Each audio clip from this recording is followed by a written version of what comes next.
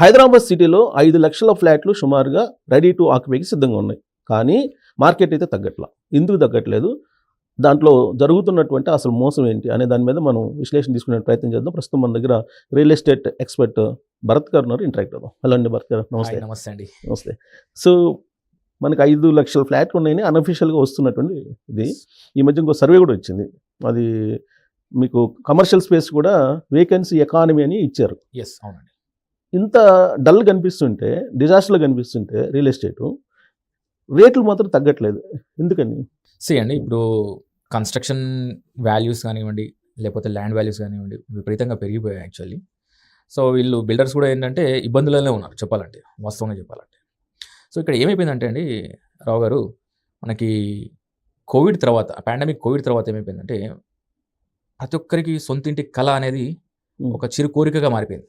ఎందుకంటే అప్పట్లో వాళ్ళ పార్థివ దేహాలను కానివ్వండి ఎవరు కూడా ఇంటి ముందు రానిపోయిన స్థితిలో ఏమైపోయిందంటే కొనుక్కోవాలనే పరిస్థితులు ఉన్న చాలా మటుకు కొనడం మొదలు పెట్టారు. మీరు చెప్పిన రీజన్ ప్రధానంగా కొనుగోలు చేయాలనే ఆలోచన వస్తుంది. ఎస్, లేకపోతే మామూలుగా రాదు. సో ఇక్కడ ఏమైపోయిందంటే ఉన్న ఇమీడియట్గా ఏమైపోయిందంటే అక్కడ మనకు ఒక కొరత ఏర్పడింది ఫ్లాట్స్.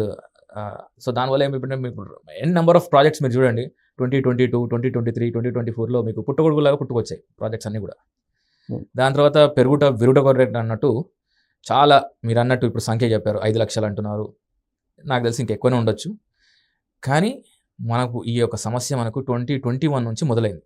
దాన్ని ఎవరు కూడా గమనించలేదు. మీరు మన గత వీడియోస్ కూడా మీరు ఒకసారి గమనించినట్టయితే నేను అది చెప్పుకుంటూనే వస్తున్నాను ఈ విషయాన్ని. సో ఈ అబ్నార్మల్ గ్రోత్ని చూపించి కృత్రిమంగా మార్కెట్ క్రియేట్ చేసి ఒక కస్టమర్ని ఎలా ట్రాప్ చేస్తారని చెప్తాను. నేను ట్రాప్ అని చెప్తానండి, ఎందుకంటే ఓపెన్గా మాట్లాడుకుందాం, అంత తెలిసిన విషయం.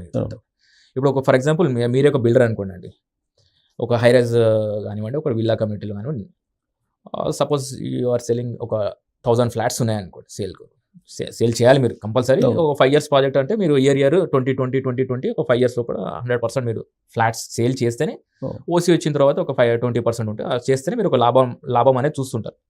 సో ఇక్కడ ఏమైపోతుందంటే అండి, ఒక కస్టమరు ప్లెయిన్గా వెళ్ళినప్పుడు ఏమైపోతుందంటే వాళ్ళకి ఇన్ని ఫ్లాట్స్ వేకెంట్గా ఉన్నాయి అన్నట్టు చెప్తారు. చెప్పిన తర్వాత కస్టమరు, ఎందుకంటే ఇది షర్ట్ ప్యాంట్ కాదండి, ఒక ఫ్లాట్, ఒక స్థిరాస్తి. కొందరికి అది వాళ్ళ లైఫ్ టైంలో ఒకటేసారి కొనాల్సినటువంటి వస్తువు. సో ఎన్నో ఆలోచిస్తారు. ఆ కస్టమర్ ఏంటంటే బ్రౌచర్ తీసుకునేసి ఫ్యామిలీతో కూర్చొని నిర్ణయించుకునేసి నెక్స్ట్ డే వెళ్తాడు అనమాట. Next day or next weekend, IT employees ఉన్నారంటే నెక్స్ట్ వీకెండ్ వెళ్తారు. ఆ ఫ్లాట్ గురించి మాట్లాడుతుంటే, సార్ ఇది ఫ్లాట్ ఆల్రెడీ బుక్ అయిపోయింది సార్ అని చెప్పేస్తారు.